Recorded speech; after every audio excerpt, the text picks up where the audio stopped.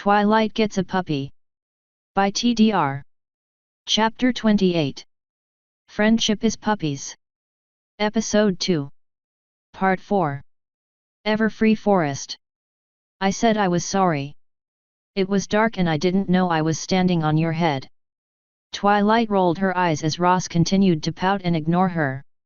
While his fur and coat had been cleaned up with a quick cleaning cantrip from Twilight, one that Rarity quickly begged to learn, the back of his head and his nose were still sore from all the hits he'd already taken today. Fluttershy at least seemed sympathetic to him and had offered to put a bandage on his head. Something that Ross quickly refused. While he expected Fluttershy might be better at medical care than Twilight, he didn't want to risk having his head wrapped in gauze. Whatever was harassing them was still likely out there. Ross didn't really think it was Nightmare Moon herself. With everything she had to do to cement her rule, why would she be hounding them with traps rather than just blasting them into nothing?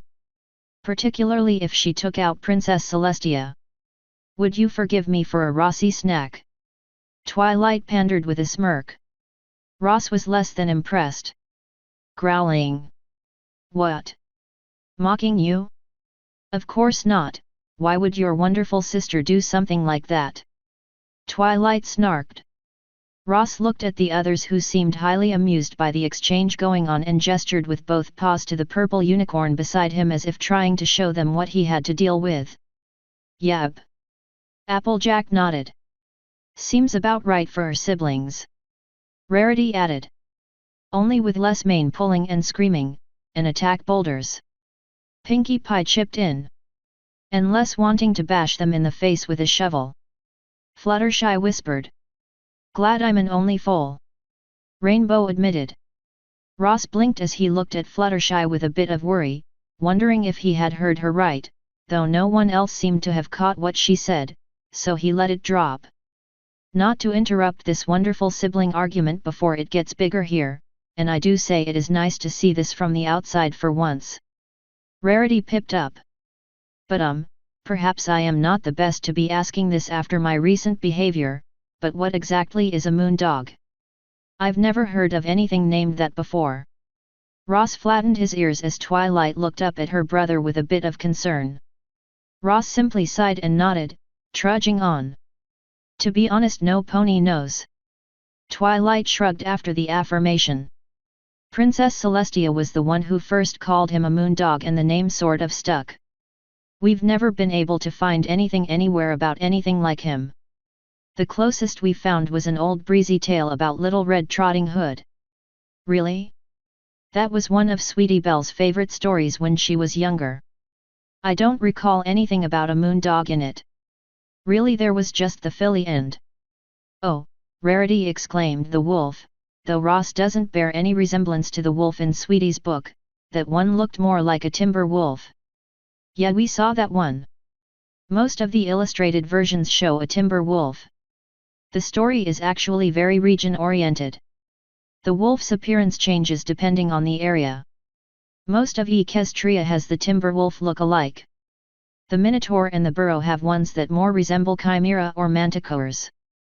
There are two versions however that have something resembling Ross, the griffins and an extinct race of ponies called the crystal ponies. I got lucky about a year ago finding that last book as it was under at least level 6 protection at the Canterlot Royal Library. I was actually looking for something else.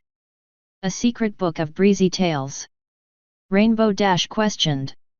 Should we be worried what was in it? I doubt it. More likely it was the last copy of something from an extinct tribe that they wanted to preserve. Twilight shrugged. Thing is, in both of those tales Griffin and Crystal the wolf is described more like a diamond dog. The kicker however is that in the Crystal book Red is a earth pony stallion who tricks the wolf in order to save a little unicorn foal and free the magic it had eaten. It's basically the tale as if the woods pony was the hero of it and Little Red was just a filly that needed to be saved. There was also a good bit in the book on how Red only went to save the girls so he could bed the mother. Evidently Red was some sort of folk hero to the crystal ponies. Eating magic? Rarity pondered looking at Ross. Yep, Red even called it by a name as he slew it. A witch wolf. Twilight explained. It was enough evidence that I brought it up to Princess Celestia. She laughed it off and told me it was an old ponytail. An old ponytail, and not an old breezy tail. Pinkie Pie piped up with her question. Ross blinked and froze in place looking at Pinkie Pie, then Twilight, who slowed, noting her brother had stopped. What is it? Applejack asked. Woof. Ross grumbled. Twilight blinked and stopped dead as well, her eyes narrowing as her ears flattened to her head. Yeah, that is true. Twilight grumbled. Now I'm twice as motivated to rescue the princess. Rarity, Rainbow Dash, and Applejack blinked in confusion looking at Fluttershy and Pinkie to translate. He said Princess Celestia called Nightmare Moon an old ponytail too. Fluttershy whispered. Well, now I am curious too. Applejack nodded. I for one want to hear more about these crystal ponies, they sound fabulous. Rarity questioned. Can we maybe get the element things and beat Nightmare Moon first?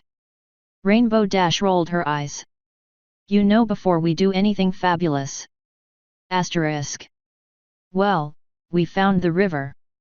Pinkie Pie chimed up happily. Yes, well, as true as that is Pinkie Pie. Now what? Rarity sighed. The river was a rolling mass of white water, surging over the banks and casting water high in the air as waves broke and splashed. Branches and parts of trees thrashed around in the water as they were carried down river at a rapid pace. Looking down river, they only saw more of the same as the white caps glittered in the moonlight. Upriver curled around a bend not far from them, but it seemed the water was the same that way too. Well, we ain't fording that, Applejack began. Fjord! Pinkie cried out suddenly, giggling. Every pony and doggy looked at her curiously. Narf! Pinkie questioned before giggling again and largely being ignored. Which is bad, cause ya can kinda see the castles on over on that other side of the river. Applejack continued, pointing out what looked like a swell in the land on the other side of the river further down the path.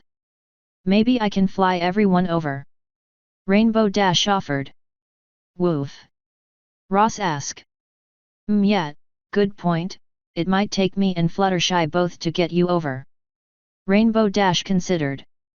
You look kinda heavy. I dunno, I'm not used to carrying much more than some baby bunnies. Fluttershy countered. I have a spell that would help with his weight, so that shouldn't, do you guys hear that? Twilight trailed off as her attention turned towards the bend further up along the river. The others glanced to her curiously as they went silent, listening with all their ears perked. After a moment they all moved towards what sounded like crying, barely heard over the raging river. Moving through some bushes they found the source of the noise. A gigantic purple sea serpent thrashed in the center of the river, his massive form throwing out waves from his body, the turbulent mass of the serpent clearly the source of the rampaging river. Atop his head was a well-styled if flamboyant orange pompadour, and half a curled mustache sprouted from his muzzle. The serpent wailed and cried as they watched, going on and on about something as the group looked on. What a world, what a world! The serpent wailed. So he's the cause of all this? Applejack muttered. That don't seem right, that he's messing with the river that much with his carrying on. He's a sea serpent. Oddly inland, but as part of their natural magic, serpents of his size can have control over vast stretches of the ocean where the waters can be as calm or as turbulent as they wish. Princess Celestia has employed several of them over the years to act as storm buffers for shipping lines during typhoon season along the west coast. Given that this is a river and how well he might be bonded with it, he could have control of all of it from the end of it back to its source. Twilight explained. So what do we do? Rainbow Dash questioned. Ask what's wrong. Fluttershy offered. Right. Twilight agreed. Excuse me, sir, is something wrong? The sea serpent, who had been too distracted with his caterwauling, finally noticed the group of ponies and moon dogs standing on the bank. Well, I don't know, I was just sitting here minding my own business when this tacky little cloud of purple smoke just whisked past me, and tore half of my beloved mustache clean off, the serpent whined. And now I look simply horrid. Before any of them could respond, the serpent fell over into the water wailing, a great wave rising up from the impact and sloshing over the lot of them. The 6 ponies were less than thrilled at the sudden dunking, and Ross was gripping his nose and cursing from where a particularly large koi fish had washed out and slapped him across the face. The fish, however, had made a valiant effort to return to the water, though the cat-like reflexes, that were working this time, snagged it before he wiggled away. The moon dog was definitely going to eat it. Bork! Ross swore. I'm inclined to agree. This is stupid. Twilight grumbled as Pinky nodded. Fluttershy just flew up to try and tend Ross's nose again. Gimme a break. Rainbow Dash growled. That is what all the fuss is about. Applejack grumbled. Why, of course it is, how can you be so insensitive? Rarity chimed up, walking towards the edge of the water, the serpent poking his head out to look down at the mare. Ah, just look at him, such lovely luminescent scales. Oh, I know. The serpent pouted. And your expertly coiffed mane, Rarity continued. Oh, I know, the serpent agreed. Your fabulous manicure. Rarity continued to pander as Twilight set a few drying spells on the others, particularly Ross, as no one liked the smell of wet dog. It's so true. The serpent continued, egging Rarity on. All ruined without your beautiful mustache, Rarity concluded. It's true, I'm hideous. The serpent screamed, falling back into the water, flailing. I have no idea what is going on right now. Applejack admitted. We went fabulous. I warned you about that. Rainbow Dash grumbled. The others nodded, save Fluttershy, who was trying to save the poor fishy from being a snack, and Ross, who was trying to make the poor fishy into a snack. I simply cannot let such a crime against fabulosity go uncorrected. Rarity proclaimed. Is that a real word? Pinkie Pie asked as Twilight shrugged.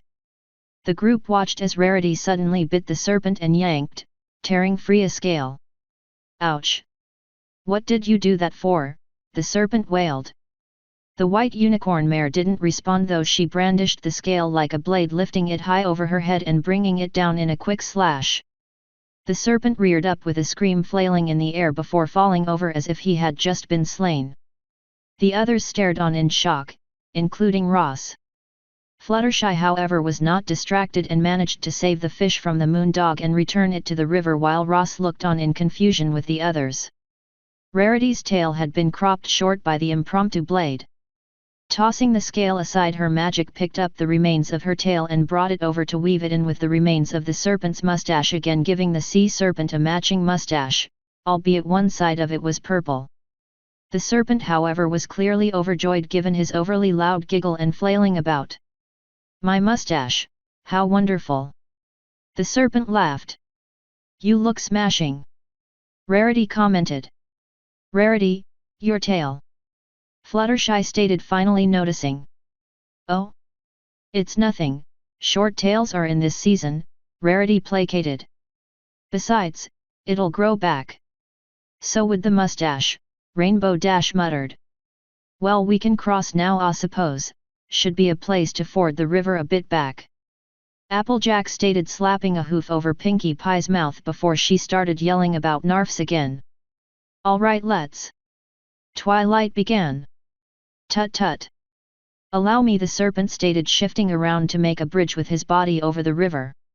Wasting no time, the group scrambled across the bridge to the other side.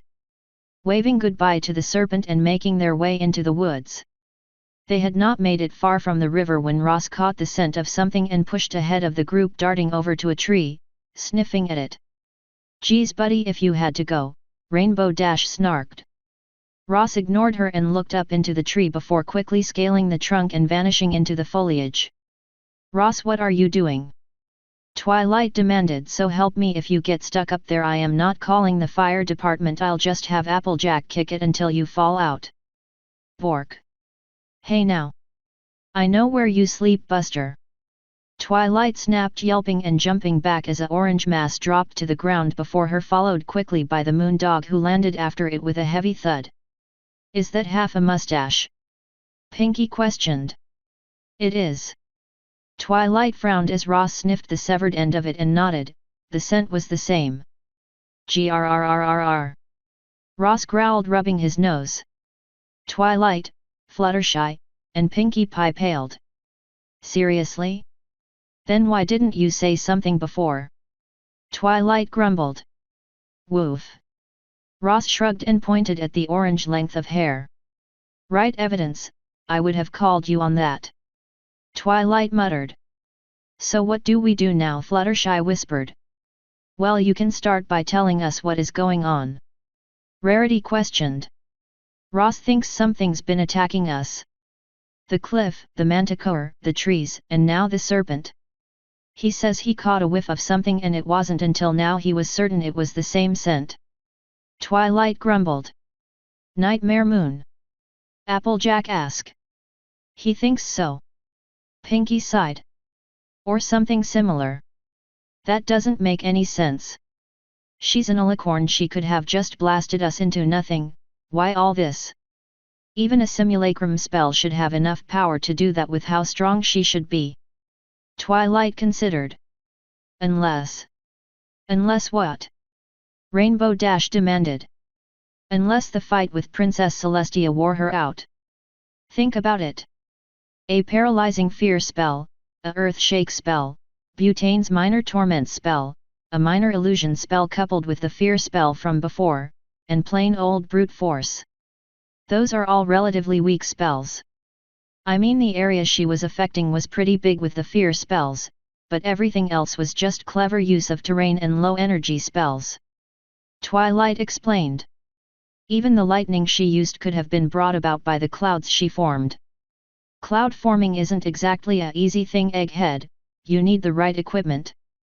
Rainbow Dash pointed out.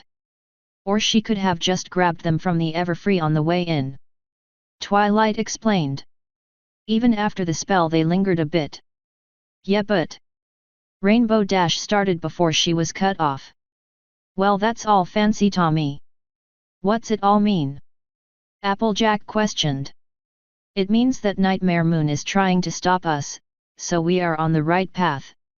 Twilight smirked. It means she's weak and we have a chance.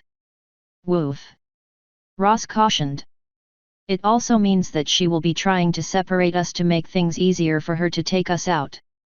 Fluttershy translated. Ross isn't sure he can eat enough of her magic if she decides to push it. Yeah, he never could stomach more than a few bites of Princess Celestia's magic before he was stuffed. Twilight pondered. Bark, Ross offered. No, Twilight shook her head. We can deal with this, we're not going back now. The others quickly agreed, following after Twilight. Ross lingered a moment looking after them with a frown. Seemed he wouldn't be able to stop them with words. Hurrying to catch up with the group, a dark shadow slipped out of the tree the mustache had been in. It whipped through the air looking like a purple little star-filled cloud before it rushed off into the night after the group. Author's note. This chapter took a lot longer than I thought it would.